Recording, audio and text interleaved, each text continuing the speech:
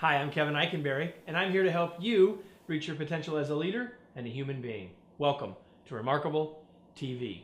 Today we're talking about one key to goal achievement. Are you ready? Let's get started. So this is the time of the year when I'm releasing this in late-ish December, when a lot of people are thinking about setting their goals.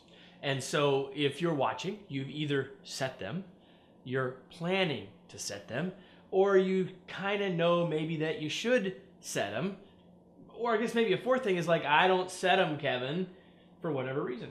But here's the thing. If you're going to have or are going to set them, here's what I know. You're setting them for a purpose, right?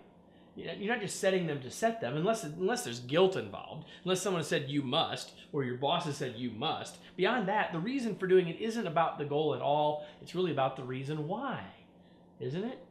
So let me give you a couple of examples. So for a number of years, one of my wife's favorite TV shows was The Biggest Loser. And The Biggest Loser TV show, if you never saw it, was based on this premise. People are going to get on this show, they weigh more than they want to weigh by a lot. And as the seasons went on, they weighed a lot and a lot and a lot more. But the goal was for them to lose weight. And at the end of the season, the person who had lost the most weight as a percentage of their body, initial starting point, were the winners, and they won a bunch of money.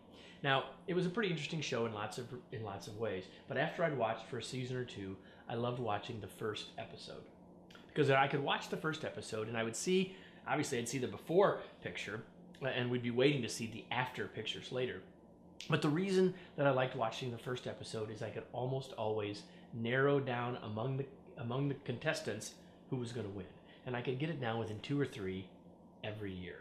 Why? Because of how they defined and how they described the reason that they wanted to win.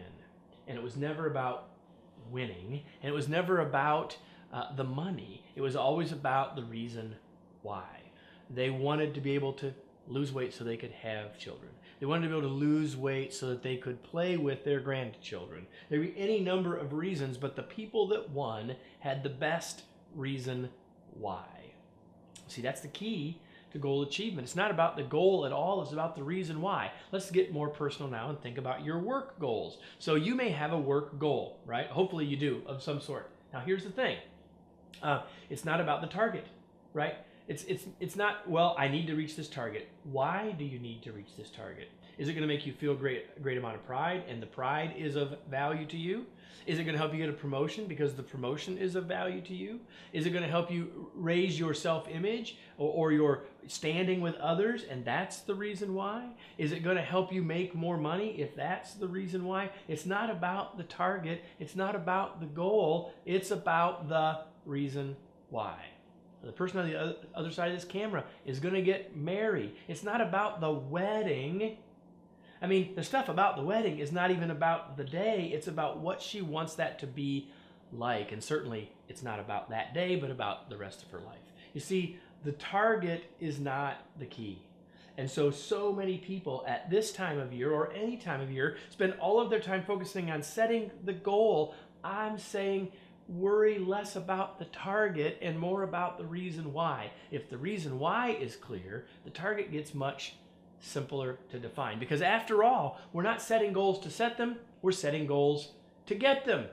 Let's summarize this with today's tweet. Want to achieve your goals? Focus on the reason why, and the target will take care of itself.